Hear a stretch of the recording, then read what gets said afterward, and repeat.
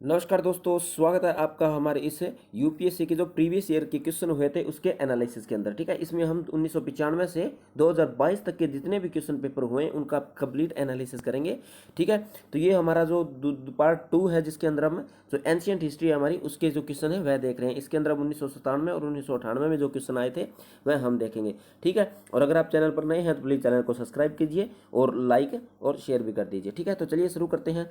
पहला जो हमारा क्वेश्चन क्या कहता है, अभी सूची 1 को सूची 2 के साथ सम्मिलित कीजिए और सूची के नीचे दिए गए कूट का प्रयोग करते हुए सही उत्तर का चयन कीजिए। ये क्वेश्चन कब आया था हमारा 1997 के अंदर आया था। ठीक है, 1997 से कम 20% क्वेश्चन के आसपास आए थे। ठीक है, यानी काफ़ी क्वेश्चन आए थे ताकि एंशियंट हिस्ट्री का काफ़ी वेटेज था। तो ये हम देखते हैं जो गुप्त वंश था, एक तरफ तो वंश दे रखे हैं और दूसरे उनके स्थान दे रखे हैं। तो गुप्त वंश किससे संबंधित है, कहाँ से था? जो गुप्त वंश था वह हमारा देवगढ़ था। ठीक है, जो देवगढ़ का स्थान था वहाँ पे गुप्त वंश था। ठीक है, जो चंदेल था, चंदेल कहाँ पर था? जो चंदेल हमारा था वह खुजरोह का जो स्थान था ना, वहाँ पर हमारे खुजरोह का तो चंदेल था। जो चालुक्य की बात करें तो चालुक्य कहाँ थे? हमारा जो बादामी क्षेत्र था ना, उस क्षेत्र के यानी उस वह स्थान किसका था? चालुक्यों का था। और एक ही बच गया हमारा जो पल्लव कहाँ पे थे? ये पेनवेल के अंदर थे। ठीक है, तो कौन सा है हमारा? ए का डी, ए का 4 किस किस के अंदर है? ए का 4 हमारा ए और बी के अंदर है, यानी सी और डी तो हमारा कैंसिल हो गया।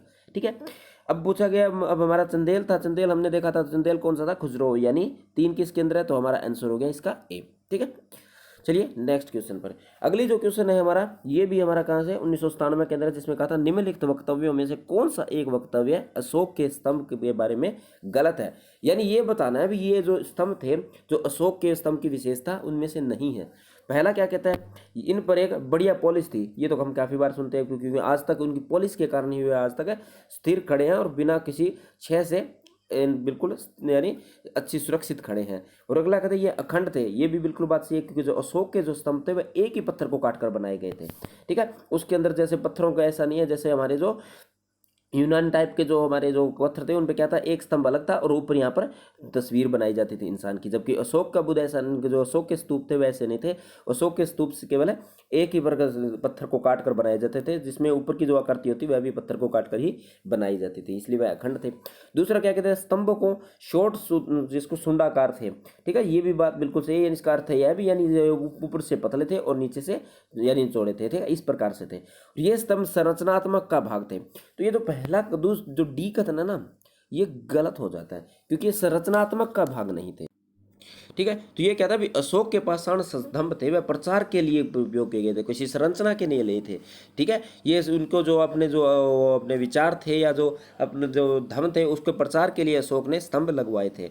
ठीक है, और ये स्थापत्य कला का भाग नहीं थे। ठीक है, अगला जो क्वेश्चन है वह कहता है प्राचीन भारत में निम्नलिखित में से कौन सी एक लिपि दाएं से बाएं की ओर लिखी जाती थी। तो ये कौन सी लिखी थी हमारी? एक खरोष्टी लिपि थी। ठीक है, खरोष्टी लिपि थी वह दाएं से बाएं लिखी जाती थी।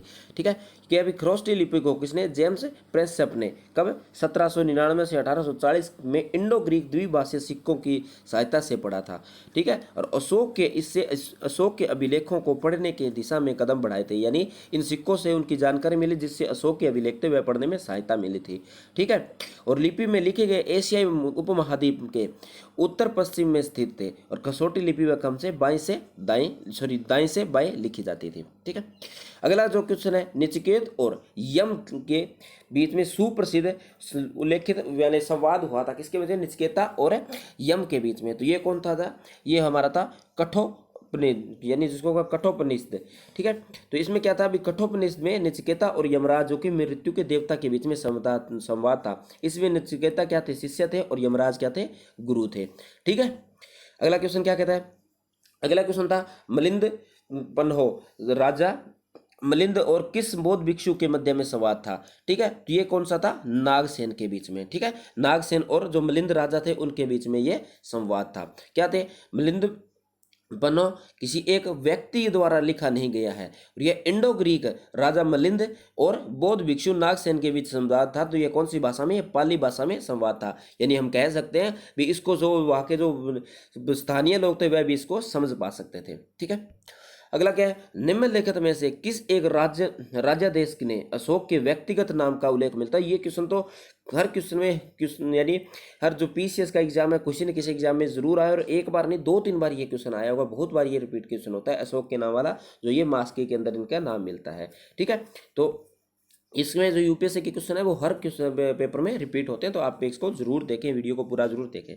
ठीक है, क्या कहता है, अशोक के अभिलेखों में उनके व्यक्तिगत नाम का उल्लेख क्या मिलता है, मिलता है किसके अंदर, मास्की के अंदर, गुजरार के अंदर, नेत्यूर के अंदर, उढ़ेगोलम के में मिलता है, और जो रुद्रामन में जूनागढ़ अभिलेख में अशोक का नाम का भी उल्लेख मिलता है। ठीक है, अगले जो न्यूज दे रखा है, निम्नलिखित मानचित्र, ये हमें जो एक मानचित्र दे रखा है। ठीक है, इसमें प्राचीन भारत में पाए जाने वाले 16 महाजनपदों में से 4 को दर्शाए गए हैं क्रम से, जिसमें ए बी सी डी द्वारा अंकित किए गए। तो ये कहाँ का पे, इनको स्थान बताना है, यानी ए पे उस टाइम में कौन सा स्थान था, बी पर कौन सा स्थान था, सी पे कौन सा था, और डी पर कौन सा स्थान था। तो इसका जो हमारा जो सही उत्तर है ये है हमारा इसका सी। ठीक है,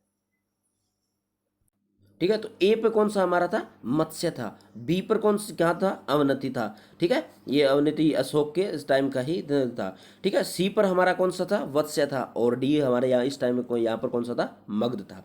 ठीक है, आज का जो बिहार और झारखंड का जो हिस्सा है वह मगध था। ठीक है, आज जो हमारा हरियाणा है, राजस्थान है, उसका जो आसपास का एरिया था वह कौन सा था, मत्स्य था।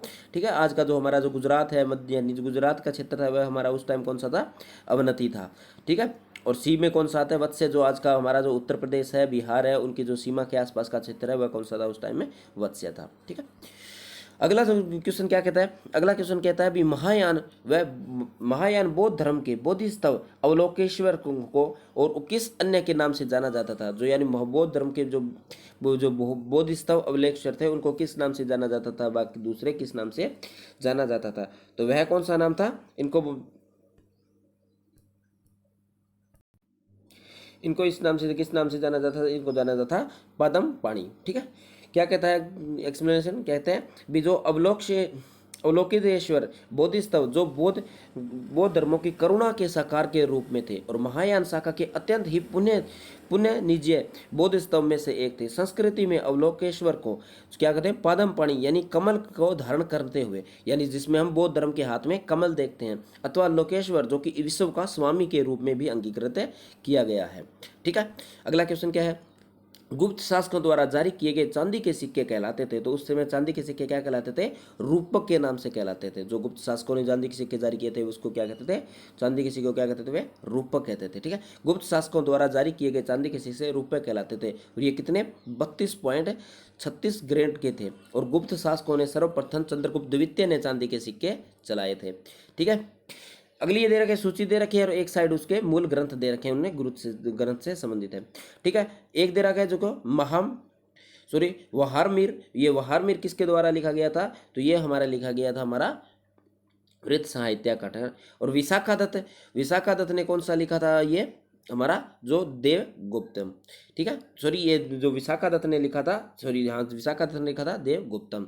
और जो शूद्रक ने लिखा था मच्छिकट्टम। ठीक है, और जो वेलहण थे उन्होंने क्या लिखा था, विक्रमक चरित्र यानी विक्रमादित्य के चरित्र। तो पूछा कि कौन सा है हमारा, जो बी का 2 किसके अंदर है, बी का 2 सिर्फ यानी हमारा सी और बी और डी के अंदर है, तो ए और सी तो हमारा कैंसिल हो गया।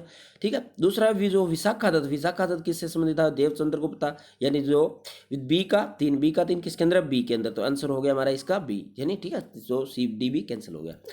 यही है, लेखक दे रखे हैं और उनके ग्रंथ दे रखे हैं। ठीक है, जो वहारमीर थे उन्होंने क्या लिखी थी, वृत्त संहिता लिखी थी। विशाखा दत्त ने देवचंद्र गुप्तम लिखी थी, और शूद्रक ने क्या लिखी थी, मच्छकट्टिम लिखी थी, और जो विलहण थे उन्होंने विक्रमांक देव चरित्रम लिखी थी। ठीक है, अगले तो निम्नलिखित में से कौन सा प्राचीन भारत में व्यापारियों का एक निगम था, जो व्यापारियों का था, तो वह कौन सा था, एक ही है मणिग्राम, या मणिग्राम भी बोलते हैं इसको, मणिग्रामम भी बोलते हैं। ठीक है, क्या कहते हैं, मणिग्राम पश्चिम चालुक्य शासकों के समय दक्षिण भारतीय व्यापारियों की एक प्रभावशाली गिल्ड थी। ठीक है, अगले कहते हैं जो पुलकेशन प्रथम बादामी शिलालेख संक वर्ष जो शक वर्ष का 465 का अगर दिनानाक में यदि विक्रम संवत में यानी दिनानाक में यानी इसको बदला जाए, इसका सीधा सीधा बात है भी जो शंख वर्षम था इसको अगर हम विक्रम संवत में कन्वर्ट करें कितना में, यानी जिस टाइम 465 शंख वर्षम चल रहा है तो विक्रम संवत के हिसाब से उस टाइम कौन सा सन था। ठीक है,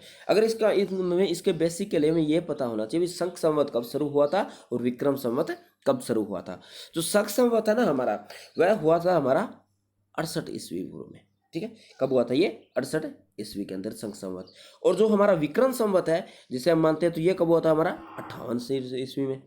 ठीक है, तो 68 ये हो गए, 58 ये हो गए। पहले तो हम इनको जोड़ देते हैं और 58 और 68 हमारे कितने हो गए, सॉरी 58 और 78 ये हो गए हमारे। अभी जोड़ लेते हैं इनको, एक थे हमारे 68 और प्लस में 58 थे। ठीक है, तो ये हो गए हमारे 6 और 7 और 5 ये होगा 3 और 4। ठीक है, यानी 14 146 ये हो गए और 100 ये वो कितने थे हमारे 465। ठीक है, तो ये टोटल मिलाकर कितने हो गए 601 हो गया। तो 601 हमारा कौन सा आंसर है, ये हमारा आंसर है हमारा ए। ठीक है, जो ये बताया शंख संवत हमारा 68 में प्रारंभ हुआ था जबकि विक्रम संवत हमारा 58 में प्रारंभ हुआ था। और इनको हमें जोड़ने के लिए प्रथम इसको जो विक्रम संवत को और इनको जोड़ देंगे और फिर उनका बदामी अभिलेख पर बदल जाएगा। 665 थे और इनको जोड़ने के बाद आंसर हमारा क्या आया था 601। तो विक्रम संवत कौन सा चल रहा था उस टाइम, विक्रम संवत 601वां विक्रम संवत चल रहा था। ठीक है, अगला कहता है यूनानी कुषाण एवं शंकों के कई अन्य हिंदू के स्थान पर बौद्ध को अपनाया था। यानी जो यूनानी थे कुषाण थे शंकों ने हिंदू को छोड़कर बौद्ध धर्म को अपनाया था। तो ये क्यों, यानी अभी ये हमारे 1998 के स्टार्ट शुरू हो गए। ठीक है, तो इन्होंने ऐसे क्या विशेषता थी बौद्ध धर्म में जिसके कारण उन्होंने हिंदू को छोड़कर बौद्ध धर्म को अपना लिया था। क्या देखते हैं, ऑप्शन ए कहता है बौद्ध धर्म का उस समय प्रभुत्व था। ठीक है, उन्होंने बौद्ध युद्ध और हिंसा की नीति का परित्याग कर दिया था। जाति प्रथा के अभूतपूर्व हिंदू धर्म की ओर वे आकर्षित नहीं हुए। बौद्ध धर्म के माध्यम से भारतीय समाज तक पहुंचना अधिक आसान था।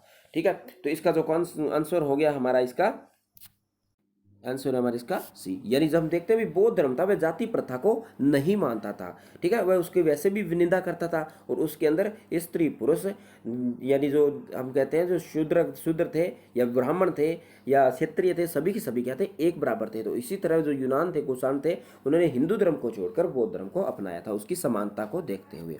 ठीक है, यही दे रखा है यूनानी कुषाण व संघ शासक में से कई ने हिंदू धर्म के स्थान पर बौद्ध धर्म को अपनाया था क्योंकि जाति प्रथा के अभूतपूर्व हिंदू धर्म की ओर वे आकर्षित नहीं हुए थे। यानी हिंदू धर्म में क्या था भी जाति प्रथा थी भी आपको वो जो यानी हिंदू धर्म अगर जोड़ते तो उसमें उनको ब्राह्मण क्षत्रिय या शुद्ध यानी वैश्य या शूद्र किस श्रेणी में रखा जाता था, तो उनके लिए ये भी कठिनाई थी। फिर भी इसलिए उन्होंने बौद्ध धर्म को अपनाया था। हिंदू धर्म में उस समय कई प्रकार की सामाजिक व धार्मिक क्रूतियाँ भी थी।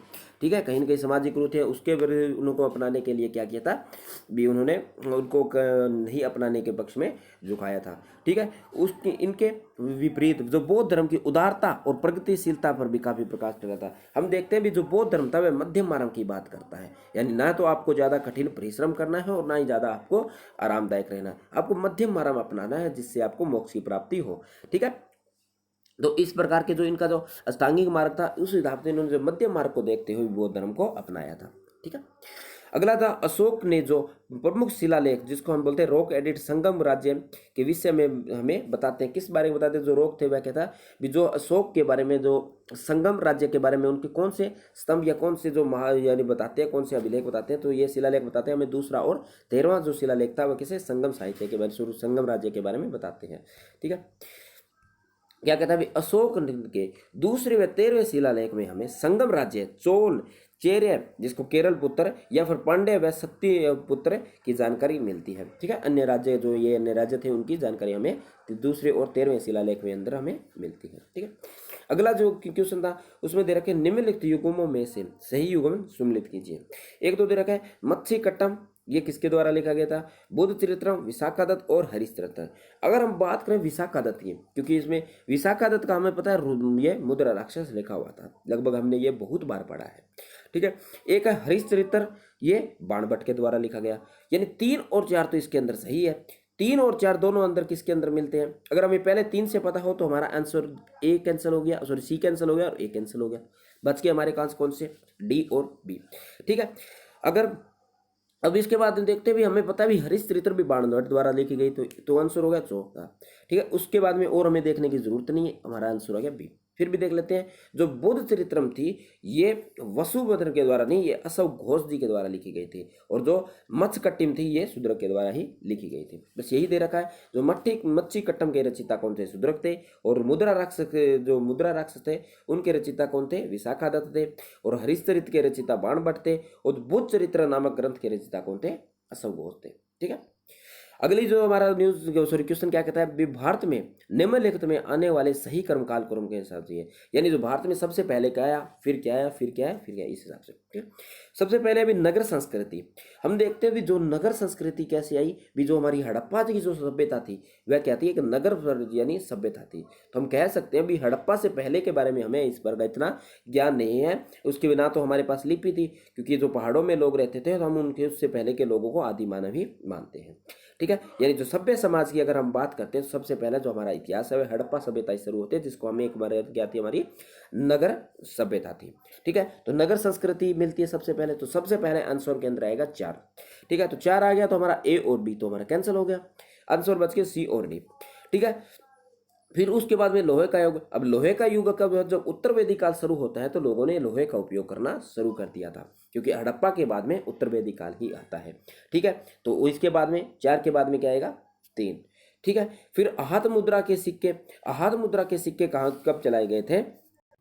जब बुद्ध का युग था तो उस समय क्या थे? जो जो जिसको मतलब आहत मुद्रा के सिक्के चलाए गए थे। और जबकि जो सोने के सिक्के थे वह तो हमारे मौर्योत्तर काल में अशोक के टाइम में ये सिक्के चलाए गए थे। तो ये सारा क्या का पहले क्या आएगा? 4 3 2 1, तो आंसर हो गया हमारा कौन सा? डी। ठीक है, बस यही दे रखा है इसके अंदर। चलिए नेक्स्ट अगला क्वेश्चन क्या दे रखा है? इस प्रश्न में 2 वक्तव्य दिए गए हैं, एक कथन ए और दूसरा कारण दे रखा है। इन दोनों वक्तव्यों का सावधानीपूर्वक परीक्षण कर इन प्रश्नों का उत्तर नीचे दिए हुए कूट की सहायता से चुनें।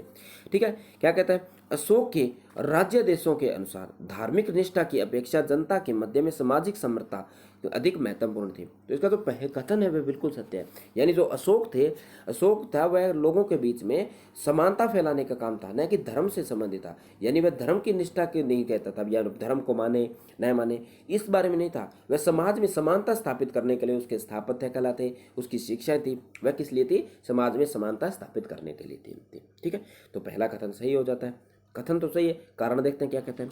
उसने धर्म संवर्धन के स्थान पर समदृष्टि की विचार का प्रसार किया था। तो इसका जो दूसरा कथन है गलत है, क्योंकि हमने देखा जो बौद्ध के जो स्तंभ थे वह धर्म से किसी भी तरह से संबंधित नहीं थे, न तो वह संवर्धन से संबंधित थे, न ही समदृष्टि। समदृष्टि का अर्थ ये होता है भी जो धर्म था उनको उन्होंने सभी समान रूप से देखने की बात कही गई थी। तो क्योंकि अशोक के जो स्तंभ थे वह धर्म से किसी भी कारण से संबंधित नहीं थे। तो एक सही है, मगर कारण क्या है? इसका गलत है। तो इसका आंसर हमारा क्या हो जाएगा? सो ये जो थोड़ा सा गौर से पढ़ें तो तब देखते हैं तो क्या कहता है भी उसने धर्म के संवर्धन के स्थान पर समदृष्टि के विचार के, यानी इस धर्म के स्थान पर कहा गया है। ठीक है, सॉरी, यानी धर्म को तो इसने छोड़ ही दिया है समदृष्टि के विचार के आधार पर। ठीक है, तो इस हिसाब से इसका आंसर ये सही हो जाता है, क्योंकि इसने धर्म को छोड़ दिया है और समदृष्टि को अपना लिया है। ठीक है, तो आंसर हो जाएगा हमारा ए हो जाएगा। ठीक है, इसलिए क्योंकि इन्होंने धर्म को छोड़ दिया, ऐसा नहीं है धर्म के स्थान पर उनके धर्म के आधार पर था, नहीं, इसने धर्म को छोड़कर समदृष्टि को अपनाया था। ठीक है, तो इस हिसाब से इसका आंसर हो जाएगा ए। ठीक है, क्या कहता रहा? ये भी अशोक के अभिलेख लोगों के बीच में सामाजिक सामंजस्य पर बल देते थे। ठीक है, ये धर्म से संबंधित थे, लोगों के बीच में समानता से संबंधित थे, जिसमें समानता एवं निष्पक्षता का संदेश व धर्म का प्रोत्साहन नहीं दिया गया था। ठीक है, अगला जो क्वेश्चन क्या कहता है? निम्नलिखित में से कौन से को सही सम्मिलित कीजिए। ठीक है, एक तरफ हमें दे रखे हैं हमारे,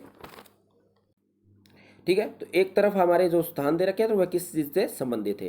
ठीक है, लोथल था वह प्राचीन काल में क्या प्राचीन गोद क्षेत्र था। ठीक है, तो इसका जो पहला कथन है बिल्कुल सत्य है। जो लोथल था हमारा जो प्राचीन गोद क्षेत्र था, तो लोथल कहाँ पर है? ये हमारा गुजरात के अंदर स्थित है वर्तमान में। ठीक है, दूसरा है भी जो सारनाथ था वह बुद्ध का जो प्रथम धर्म उपदेश था। ठीक है, तो ये जो बात भी बिल्कुल सत्य है। ठीक है, अगला तो जो राजगिरी अशोक का सिंह स्तंभ। अब अशोक का सिंह स्तंभ हमने क्या राजगिरी से मिलता है? बिल्कुल नहीं, ये हमें कहाँ से मिलता है? सारनाथ से ही मिलता है। तो दूसरा कथन गलत हो जाता है। तीसरा कथन गलत होते ही हमारे कौन कौन से ऑप्शन कैंसिल हो जाते हैं? एक तो हमारा ए कैंसिल हो जाता है, एक हमारा बी कैंसिल हो जाता है, ठीक। और 1 और 2 दोनों के अंदर अब नालंदा देखना पड़ेगा। नालंदा बौद्ध अधिगम का महान पीठ, ठीक है, यानी ये क्या जो महान पीठ बैठी थी, क्या नालंदा के अंदर जो बौद्ध भिक्षुओं की जो हमारे यहाँ पता है भी जो 4 बौद्ध भिक्षुओं की पीठें हुई थी, उसमें जो क्या नालंदा के अंदर बैठी थी, तो इसके अंदर तीसरा कथन भी जो है, चौथा कथन भी हमारा सही है, तो आंसर हो गया हमारा इसका सी, ठीक है। अगला जो क्वेश्चन क्या कहता है, निम्नलिखित का सही सुमेलित कीजिए, ठीक है। सॉरी वही क्वेश्चन दोबारा आ गया, उसको इस वो में लिख दिया, ठीक है। अगला दे रखा है, अगला क्वेश्चन देखते हैं हम। अगला कहता है निम्नलिखित को प्राचीन भारतीय अभिलेख में से एक खाद्यान्न के को देश के संकट काल में उपयोग हेतु सुरक्षित रखने के बारे में प्राचीन शाही आदेश था। यानी भी अगर आपके यहाँ अकाल पड़ जाता है, ठीक है, अकाल को यानी बचाने के लिए एक आदेश जारी किया गया था, वह कौन सा था हमारा, तो यहाँ कहाँ पर लिखा गया था, सुहागोरा ताम्रपत्र। इसमें क्या था भी, जो अकाल के समय राजा था वह लोगों को मुफ्त में अनाज वितरित किया करता था या बांटा करता था, जैसे कोरोना काल में भारत सरकार ने किया है, ठीक है।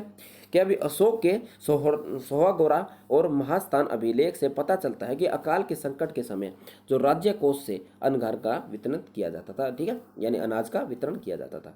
अगला था अष्टांगिक मार्ग की संकल्पना है, ठीक है। जो अष्टांगिक मार्ग किससे संबंधित था हमारा, ये क्या धर्म प्रचार से जो विषय वस्तु था, ठीक है। जो अष्टांगिक मार्ग हमें पता है भी जो बौद्ध धर्म था उसका मोक्ष प्राप्ति के लिए अष्टांगिक मार्ग का उपयोग करने की बात कही गई, अष्टांगिक मार्ग या मध्य मार्ग की बात कही गई थी, ठीक है। ये किसके था, धर्म चक्र परिवर्तन सेतु के विषय में, यानी जब आपका धर्म चक्र का एक सेतु के रूप में कार्य करता है, यानी एक तरफ आपके मोक्ष है, एक तरफ आपका जीवन है, उसके एक सेतु के बीच में काम करता है कौन सा, आपका अष्टांगिक मार्ग, ठीक है। इस मार्ग पर आप चलकर आप मोक्ष की प्राप्ति कर सकते हैं, ठीक है, यही कहा गया है, ठीक है। यही दे रखा है बुद्ध में संसारिक दुखों से मुक्ति के लिए अष्टांगिक मार्ग की संकल्पना का प्रतिपादन किया था, जिससे बुद्ध का मध्य मार्ग भी कहा जाता है, जिस पर चलकर निवारण की प्राप्ति संभव है, ठीक है। लास्ट क्वेश्चन है ये इसका, ठीक है, 1998 का, इसके बाद में 1999 और 2002 साल के हम देखें। क्या अभी दिया गया चित्र किससे संबंधित है, ठीक है, तो ये जो इतना जो क्षेत्र था, ठीक है, ये किस टाइम कवर हो गया था, लगभग पूरा का पूरा भारत। क्या कहता है, ये कब था, जब अशोक के शासनकाल के अंतिम समय में था, ठीक है। जब अशोक की मृत्यु हुई थी, यानी अशोक का जो शासनकाल था वह कहाँ तक फैला हुआ था, लगभग पूरे भारत में फैला हुआ था, भारत के उत्तर भारत से लेकर दक्षिण भारत तक, ठीक है। और इसी के साथ में इन्होंने श्रीलंका में भी अपने अपने बेटे को भेजा था धर्म प्रचार के हेतु, ठीक है। तो इसका आंसर कौन सा है हमारा, सी, ठीक है। क्या है भी दिया गया जो नक्शा है अशोक के शासनकाल के अंतिम समय से संबंधित है। अशोक महान, ठीक है, 304-332 में मौर्य राजवंश का राजा था, और कैसे कहाँ से जो किससे संबंधित था, जो अशोक था वह मौर्य राजवंश से था, ठीक है। उसने लगभग संपूर्ण भारतीय उपमहाद्वीप में 269 से 232 ईस्वी पूर्व तक शासन किया था, और उसका शासन का विस्तार वर्तमान में पाकिस्तान तक और पश्चिम में अफगानिस्तान तक और वर्तमान में बांग्लादेश तक और पूर्व में भारतीय राज्यों असम तक और दक्षिण में कहाँ तक, केरल और आंध्र प्रदेश तक फैला हुआ था, ठीक है। तो इस वीडियो में इतना ही। वीडियो देखने के लिए थैंक यू, और अगर आप चैनल पर नए हैं तो चैनल को सब्सक्राइब कर लीजिए और आगे शेयर भी कर दीजिए, ठीक है। तो मिलती है नेक्स्ट वीडियो के अंदर।